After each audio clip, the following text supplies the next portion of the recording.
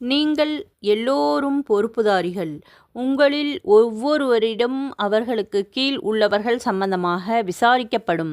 ஆட்சியாளன் பொறுப்புதாரி. அவரிடம் அவனது குடிமக்கள் சம்பந்தமாக விசாரணை செய்யப்படும். ஒரு ஆண் தனது குடும்பத்தினருக்கு பொறுப்பாளன். அவரிடம் அவரது குடும்பத்தினர்களைப் பற்றி விசாரணை செய்யப்படும். ஒரு பெண் தன் கணவனுடைய வீட்டிற்கு பொறுப்பாளி ஆவாள். அவளிடம் அவளது வீட்டில் வசிக்கக்கூடிய குழந்தைகள் போன்றவர்களிடம் பற்றிய விசாரணை செய்யப்படும். வேலைக்காரர்கள் தனது எஜமானனுடைய பொறுப்புகளுக்கு பொறுப்புதாரி ஆவார்கள். அவர்களிடம் எஜமானனுடைய பொருட்கள் சம்பந்தமாக விசாரணை செய்யப்படும். மகன் தன் தந்தையுடைய பொருளுக்கு பொறுப்புதாரி. அவரிடம் தந்தையுடைய பொருள் சம்பந்தமாக விசாரிக்கப்படும். உங்களில் ஒவ்வொருவரும் ஒரு பொறுப்புதாரிகள்.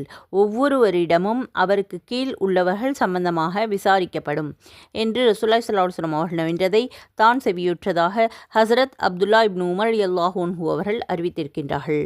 நூல் புகாரி. ஆகவே நாம் மட்டும் ஒழுங்காக இருந்தால் போதும் என்று நினைக்கக்கூடாது. நம்மை சுற்றி இருப்பவர்கள் நம்மீது பொறுப்புதாரிகளாக இருக்கின்றார்கள் என்று ரசூலுல்லாஹி ஸல்லல்லாஹு அலைஹி வஸல்லம் அவர்கள் கூறியிருக்கின்றார்கள். ஆகவே நம்மை சார்ந்தவர்கள் சரியான முறையில் தொழுகின்றார்களா இல்லையா என்பதை கவனமாக கவனித்து கொண்டே இருக்க வேண்டும். அவர்கள் சரியில்லாவிட்டால் நாம் அவர்களுக்கு அன்போடு கூற வேண்டும். இன்ஷா அல்லாஹ். அல்லாஹ் தஆலா நம் அனைவருக்கும் தீனுடைய விஷயங்களை எத்தி வைக்கக்கூடிய பாக்கியத்தை தந்தருள்வானாக. ஆமீன். ஜஸாக்கல்லாஹு கைரா. அஸ்ஸலாமு அலைக்கும் வரஹ்மத்துல்லாஹி வபரகாத்துஹு.